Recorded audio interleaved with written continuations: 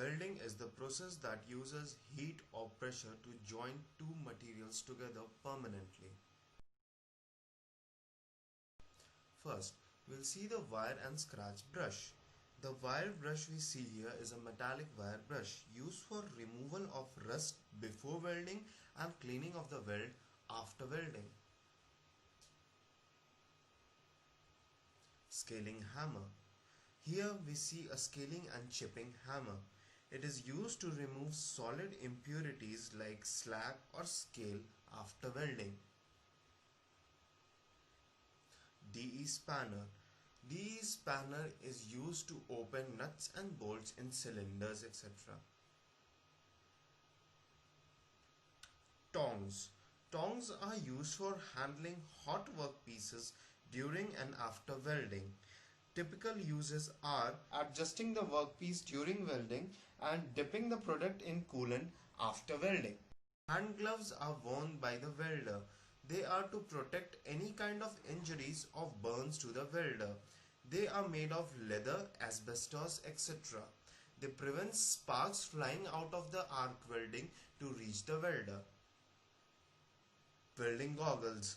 Welding goggles are dark colored goggles worn by the welder during gas welding. These protect the welder's eye from heat, light and smoke during the welding process. These are essential to be worn during gas welding. The screen holder contains a protective screen and is to be put on the face of the welder as well as others standing nearby during welding. The welder should not see the arc directly because of the ultraviolet rays radiated during welding. Electrode holders.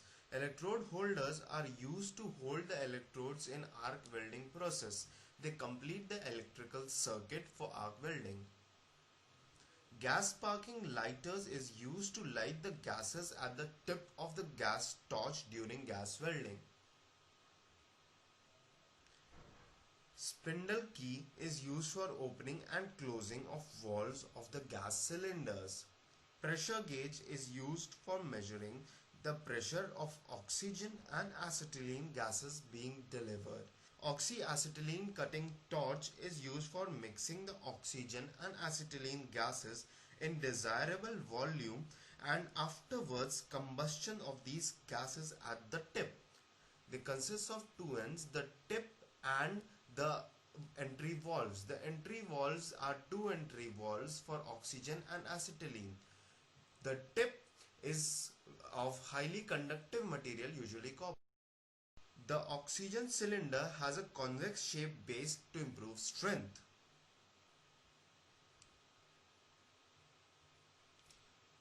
The outlet valve is located at the top of the oxygen cylinder and is provided with a key and pressure regulators. The oxygen cylinders are always painted black.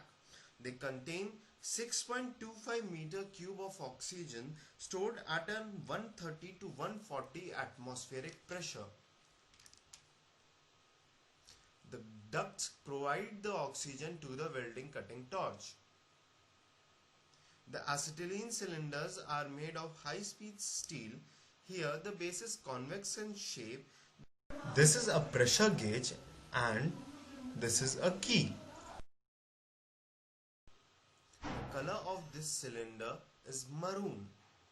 These cylinders are filled with acetone which can absorb up to 25 times of acetylene and the acetylene is stored at 16 atmosphere.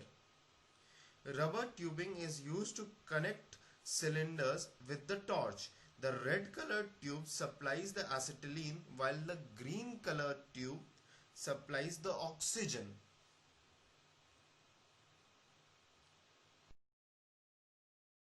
The flame is set for carbonizing flame. That is, the acetylene quantity is kept higher.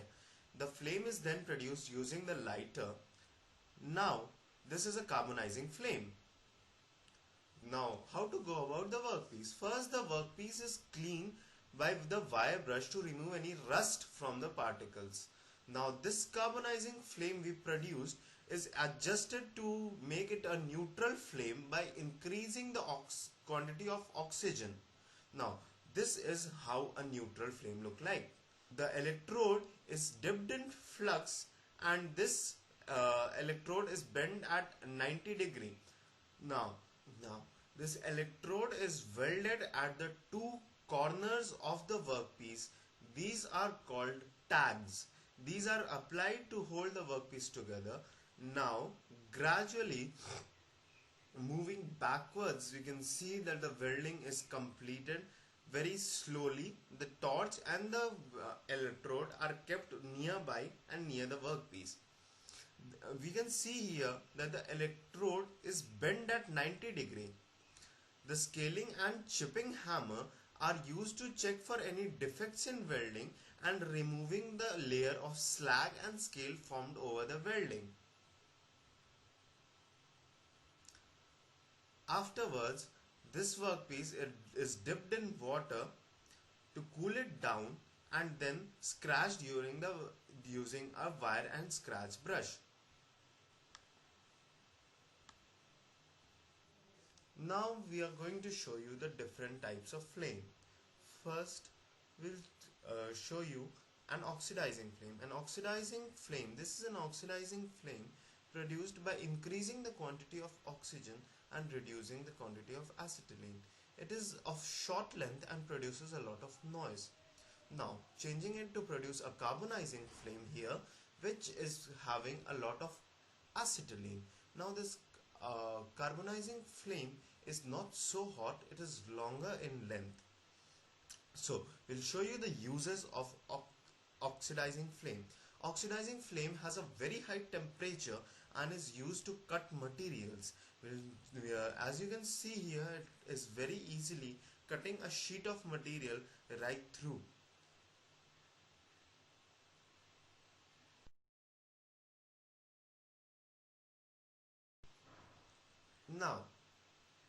Now, a carbonizing flame shown here is a very long length flame, but it does not produce a very high temperature.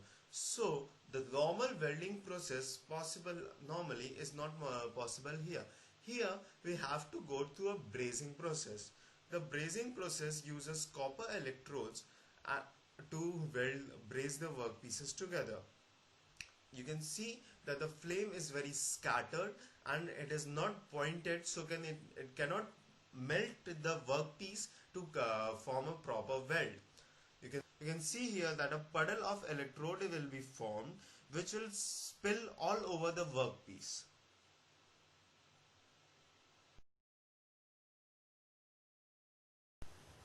As you can see, the brass electrode which we have used has spilled all over the workpiece and has formed a puddle. This weld formed is weaker than the normal welds. Now for some of the precautions that have to be used during gas welding. Firstly, the gas torch has to be always moved in a forward and backward direction, and it should be kept down when not in use. It should never be moved laterally, it should never be moved up and down. Now, we can see that during welding, the electrode should be turned at 90 degree so that the hand of the welder is not exposed to the welding gas. Now, for closing the glass flame, first the acetylene supply is cut off and afterwards the oxygen supply is cut off. This is to ensure that no acetylene is left unburned. Thirdly, wearing of goggles is very important. As you can see here, the difference we have observed. Arc welding. Arc welding is done to join mild steel plates. Here the steel plates are 75 mm long, 25 mm wide and 6 mm thick. We'll try to make a T-joint as shown in the figure. First we'll mark the center of the workpiece. Now the center of the larger workpiece is being marked. Benchwise or fixture. The mild steel table is used to place the workpiece for welding and provide earth. This is the DC arc welding transformer.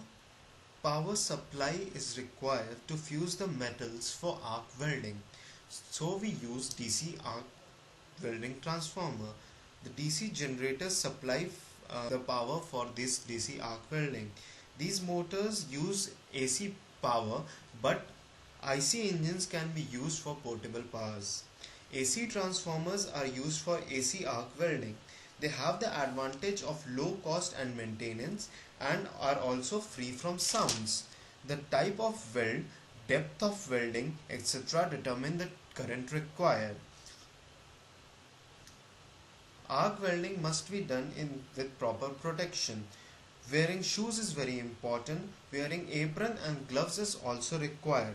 All these kinds of protections protect the welder from getting any kind of sparks hitting him in his clothes or in his body. Secondly, protective screen is also required to protect from ultraviolet radiation. The electrode holder holds the electrode in the groove provided. The person must just fit them into it and fit them tightly.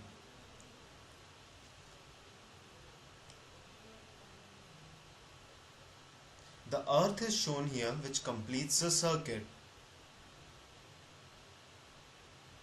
Now, after the bodies are fixed in the fixture,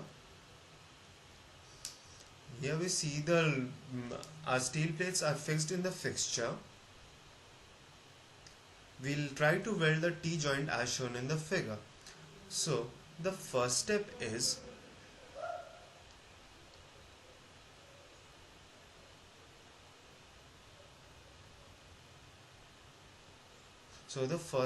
that after putting the electrode in the electrode holder, we have to check whether the electrical circuit is complete.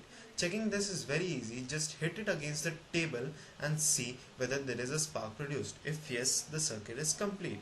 Now we'll use a protective screen and we'll try to generate. So here is the welding. The welding is done very easily. You'll have to just move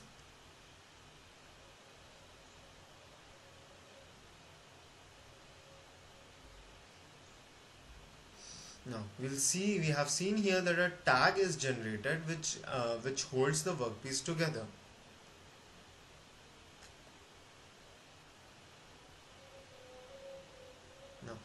Now this tag, now the complete welding is done just by hitting the workpiece and moving it slowly close.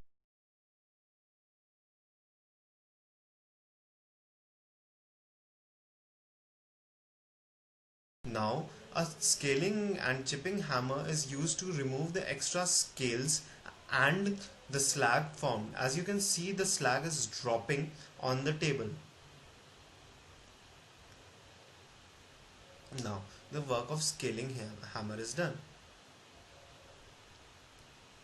We'll dip this workpiece in water to show that to cool down this workpiece. We take care to use only tongs to hold this workpiece. It is now cooled. Again, we'll use wire and scratch brush to remove some extra impurities present on the surface and to make the weld smooth. So the welding is now complete. Now here are some precautions. First of all, if the electrode gets stuck during arc welding somehow, to remove the electrode, we have to just move the electrode laterally and not vertically. Moving it laterally does the job. For chipping the workpiece, it's a simple rule. We have to chip the workpiece in a tilted position.